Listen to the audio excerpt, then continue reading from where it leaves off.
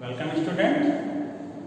आज के वीडियो में हम एक नए अध्याय के साथ, जिसे हम कहते हैं न्यायपालिका या जुडिशियरी के नाम से जानते हैं। हमने आपको भारतीय संविधान की जब विशेषता बताया तो उसमें एक सेपरेशन ऑफ पावर यानी शक्तियों का विभाजन बताया। उसके अंतर्गत जो हमारा हॉरिजॉन्टल या क्षैतिज विभाजन था, उसमें न्यायपालिका, कार्यपालिका और विधायिका, वही न्यायपालिका के बारे में आज हम स्टडी करेंगे। सबसे पहले जानने की कोशिश करेंगे कि न्यायपालिका है क्या। भारतीय न्यायपालिका जो है वो 3 स्तरों में बटी हुई है, जिसके सर्वोच्च शिखर पर आप सर्वोच्च न्यायालय को पाएंगे, सुप्रीम कोर्ट को पाएंगे जो दिल्ली में स्थित है। उसके नीचे क्या है, लगभग प्रत्येक राज्यों में आपको उच्च न्यायालय मिलेगा, जिसे हाई कोर्ट के नाम से जानते हैं। जैसे उत्तर प्रदेश का जो हाई कोर्ट है वो इलाहाबाद में है और उसकी एक खंडपीठ जो है लखनऊ में है। उसी प्रकार से मध्य प्रदेश का हाई कोर्ट जो है वो जबलपुर में है। तो लगभग प्रत्येक राज्य का एक हाई कोर्ट है, लेकिन कई राज्य ऐसे हैं या कई यूनियन टेरिटरी ऐसे हैं जिनका राज्य नहीं है। जैसे जानकारी के लिए पश्चिम बंगाल का जो हाई कोर्ट है वो कोलकाता में है। वो उसके साथ ही क्या है, वो अंडमान निकोबार आइसलैंड जो यूनियन टेरिटरी है उसके अधिकार क्षेत्र में आता है। वहाँ के जो व्यक्ति या नागरिक हैं वो अपने हाई कोर्ट के रूप में कोलकाता न्यायालय में जाते हैं। और तीसरा जो आपका स्टेप है भारतीय न्यायपालिका में, वो है हम उसको अपने रूप में क्या है डिस्ट्रिक्ट कोर्ट्स या अधीनस्थ न्यायालयों के नाम से जानते हैं। प्रत्येक जिले में आपको डिस्ट्रिक्ट कोर्ट्स मिलेंगे और वहां पर आपको दीवानी और फौजदारी क्या है देखने को मिलेगा। तो इस प्रकार से हमारी न्यायपालिका जो है एक क्या है सोपानीय क्रम में है, सोपानीय व्यवस्था में है। सर्वोच्च उसका क्या है जो टॉप एज जो है वो एकदम पतला यानी सर्वोच्च न्यायालय। फिर जब वो नीचे की ओर आता है तो क्या है इस प्रकार की आकृति बनती है। यहाँ पर सर्वोच्च न्यायालय, इस क्षेत्र में क्या है आपका हाई कोर्ट, और ये जो बेस है उसका डिस्ट्रिक्ट कोर्ट है। ये एक ट्रायंगल शेप की आकृति जो है ये हमारे न्यायपालिका का।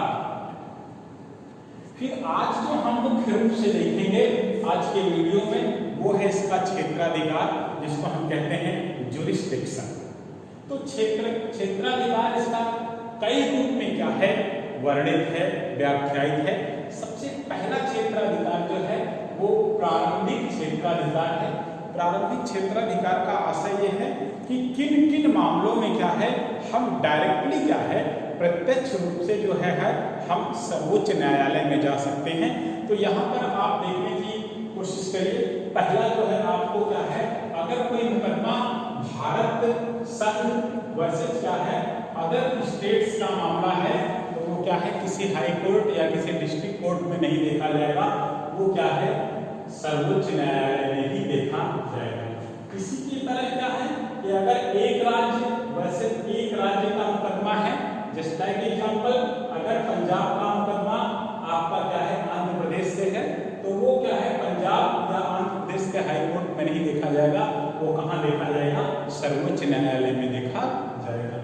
इसी प्रकार से तीसरा जो है कि भारत वर्सेस स्टेट यानी हमारा सेंट्रल गवर्नमेंट और किसी एक स्टेट से है तो वो भी मुकदमा क्या है हम सर्वोच्च न्यायालय में ही देखेंगे। यहाँ अदर स्टेट्स का आशय है कि ग्रुप ऑफ या एक या दो से ज्यादा स्टेट हो। इसके बाद हमने लिखा है India versus group of state यानी कई राज्य, भारत सरकार और 10-15 राज्य हों तो वो भी मुकदमा कहाँ देखा जाएगा, वो मुकदमा देखा जाएगा सर्वोच्च न्यायालय में। इस प्रकार के जो भी मुकदमे होते हैं वो सर्वोच्च न्यायालय के प्रारंभिक क्षेत्राधिकार में आते हैं। प्रारंभिक को हम मौलिक भी कहते हैं। मौलिक के साथ साथ क्या है हम उसका क्या है ओरिजिनल ज्यूरिसडिक्शन के नाम से जानते हैं। इसका आशय स्पष्ट रूप में है कि हम डायरेक्टली वहां पर जा सकते हैं, किसी बीच के माध्यम की आवश्यकता नहीं है। माध्यम का आशय यहाँ पर हाई कोर्ट से लिया जाएगा। नेक्स्ट जब हम आते हैं समवर्तीय क्षेत्राधिकार, या जिसे हम मौलिक अधिकार के परिप्रेक्ष्य में देखते हैं। मौलिक अधिकार के परिप्रेक्ष्य का आशय कि जब हमारी कार्यपालिका, जब हमारी विधायिका कोई ऐसा कानून पास करती है, कोई ऐसा अध्यादेश पास करती है जिससे हमारे नागरिकों के मौलिक अधिकार क्या होते हैं, कम होते हैं, छीने जाते हैं, हानित होते हैं, तो हम क्या है आर्टिकल 32 के माध्यम से डायरेक्टली जो है क्या है, हम सर्वोच्च न्यायालय में चले जाते हैं। और वहां पर सर्वोच्च न्यायालय क्या है, 5 प्रकार की रिट जो है वो न्यायालयों को, अधीनस्थ न्यायालयों को या हाई कोर्ट को क्या है जारी करता है। जिसमें पहला क्या है, बंदी प्रत्यक्षीकरण, जिसे हम हैबियस कॉर्पस के नाम से जानते हैं। इसका आशय होता है कि यदि कोई व्यक्ति क्या है पुलिस द्वारा गिरफ्तार किया गया है तो उसे विदिन 24 आवर नियरेस्ट क्या है अदालत के पास या न्यायालय के पास उपस्थित करना पड़ेगा और उसको ये बताना पड़ेगा कि आपको इस कारण से क्या है गिरफ्तार किया गया है, और अगर गिरफ्तारी सच लगती है तो उसको क्या है रखा जाएगा, अन्यथा उसको तुरंत वहीं पर छोड़ दिया जाएगा। दूसरा क्या है, परमादेश। परमादेश का आशय है कि अधीनस्थ न्यायालय या कोई अधिकारी जब किसी कार्य में क्या है हीला हवाली करता है, लेट लतीफ करता है, तो सर्वोच्च न्यायालय आर्टिकल 32 के अंतर्गत परम आदेश देता है और उसको अधिकारी को कार्य करना ही पड़ता है, अधीनस्थ न्यायालय को कार्य करना ही पड़ता है। और तीसरा क्या है, प्रतिषेध। प्रतिषेध का आशय होता है मना करना। मना करने का आशय क्या है कि कोई अधिकारी या अधीनस्थ न्यायालय जब अपनी सीमाओं को लांघता है, सीमाओं का लांघने का मतलब कि आपके अधिकार क्षेत्र में नहीं है फिर भी क्या है आप प्रयास कर रहे हैं, उसको क्या है इस प्रतिषेध की रिट के माध्यम से क्या है सर्वोच्च न्यायालय बैन करता है कि ये आपके अधिकार क्षेत्र में नहीं है, इसलिए आपको ये कार्य नहीं करना चाहिए या नहीं करना होगा। फिर आता है उत्प्रेषण, जिसको इंग्लिश में क्या कहते हैं सारटोरी के नाम से जानते हैं।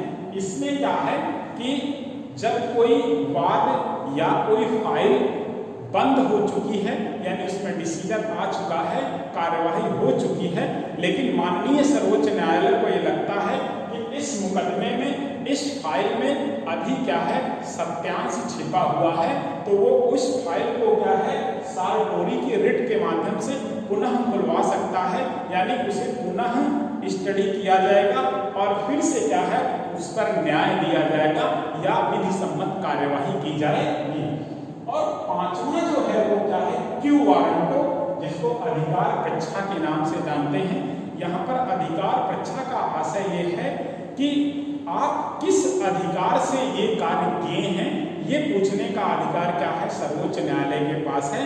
यदि आपको लगता है कि सरकारी नौकरी में आपसे कम मेरिट पाने वाला व्यक्ति सेलेक्ट हो गया है और आपका अधिक मेरिट है, आप सेलेक्ट नहीं हुए हैं, तो क्या है आपके मौलिक अधिकार का हनन होता है और उसकी रक्षा के लिए क्या है हमारा सर्वोच्च न्यायालय अनुच्छेद 32 के अंतर्गत अधिकार परीक्षा से उस अधिकारी से, उस संस्था प्रमुख से पूछेगा कि किस अधिकार से आपने ऐसा किया है कि कम मेरिट वाले का सिलेक्शन और अधिक मेरिट वाले का सिलेक्शन नहीं किया है। तो ये आता है सर्वोच्च न्यायालय के समवर्ती ज्यूरिसडिक्शन के अंतर्गत आता है, जो क्या है आर्टिकल 32 के अंतर्गत देखा जाता है। नेक्स्ट आता है अपीलीय क्षेत्राधिकार। अपीलीय क्षेत्राधिकार का आशय ये होता है कि जब आपका अधीनस्थ न्यायालय, जब आपका उच्च न्यायालय कोई ऐसी फैसला लेता है जिससे आप संतुष्ट नहीं हैं, तो क्या है सर्वोच्च न्यायालय में जा सकते हैं। ऐसी व्यवस्था क्या है आर्टिकल 132 में निहित है। इसमें क्या है, दीवानी संबंधी, फौजदारी संबंधी, संवैधानिक पीठ जैसी क्या है या संवैधानिक का अपील हम कर सकते हैं। यहाँ पर एक चीज और बताने की कोशिश करूंगा, संविधान पीठ का आशय होता है कि 5 जजों से ऊंची जो 5 जजों की जो सीट होती है या 5 जजों से अधिक की खंडपीठ होती है, उसे हम संविधान पीठ के माध्यम से जानते हैं। और वो क्या है, संवैधानिक पक्ष का अगर कोई केस है या अपील है तो उसको वो स्टडी करते हैं। चौथा जो है वो सलाहकारी शक्ति है। इसे आर्टिकल 143 में देखते हैं। इसे में क्या है कि यदि कार्यपालिका को ऐसा लगता है, यानी हमारे राष्ट्रपति को ऐसा लगता है कि कोई ऐसा इशू है, विवाद है या वाद है, हमें इस पर सर्वोच्च न्यायालय की सलाह लेनी चाहिए, तो वो क्या है, सलाह लेते हैं। और इस सलाह लेने की शक्ति को ही क्या है 143 में रखा गया है। लेकिन इसके अंतर्गत आपने सलाह मांगी है और सर्वोच्च न्यायालय उसको मना नहीं कर सकता है कि मैं सलाह नहीं दूंगा। और अगर सर्वोच्च न्यायालय सलाह देता भी है तो कार्यपालिका उसको लागू करने के लिए बाध्य नहीं है। वो स्पष्ट रूप से मना कर सकती है कि आपकी सलाह को मैंने सिर्फ सलाह के रूप में लिया है, इसे इम्प्लीमेंट मैं नहीं कर सकता हूं या नहीं करूंगा। और जो लास्ट इसका जो रिस्ट्रिक्शन है, जिसे हम कहते हैं न्याय पुनरावलोकन, जिसको इंग्लिश में कहते हैं जुडिशियल रिव्यू, ये आर्टिकल 137 में है। इसका आशय ये होता है कि जब हमारी विधायिका कार्यपालिका ऐसा कोई कानून का निर्माण करती है जो संविधान से हट करके है, गैर संवैधानिक है, असंवैधानिक है, तो हम उसको क्या करते हैं, वो देखती है कि किस सीमा तक क्या है ये कानून संविधान का उल्लंघन करता है, तो उसे वो क्या है असंवैधानिक घोषित करता है। ये किस शक्ति के अंतर्गत करता है, तो वो न्याय पुनरावलोकन या जुडिशियल रिव्यू के अंतर्गत करता है। और इसी के माध्यम से क्या है, सर्वोच्च न्यायालय को गार्जियन ऑफ कॉन्स्टिट्यूशन या संविधान का संरक्षक कहते हैं, जो आर्टिकल 137 में है। इसका दूसरा एक आशय और भी है, जिसका आशय यह है कि सर्वोच्च न्यायालय अपने ही निर्णय को क्या है परिवर्तित कर सकता है।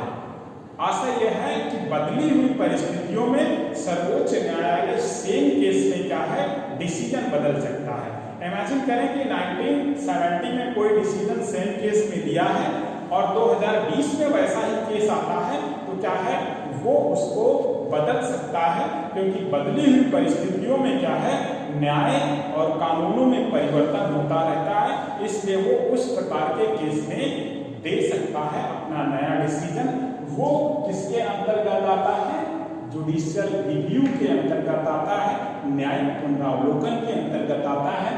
तो हमने आज बच्चों क्या है न्यायपालिका के अंतर्गत विशेष रूप से उसका हमने क्या है क्षेत्राधिकार पढ़ा, जिसमें आपका ओरिजिनल जुरिस्डिक्शन, आपका संवर्ती क्षेत्राधिकार, अपीलीय क्षेत्राधिकार, सलाहकारी शक्तियां और न्याय पुनरावलोकन के संदर्भ में चर्चा किया गया। आज के वीडियो में बस इतना। Thank you.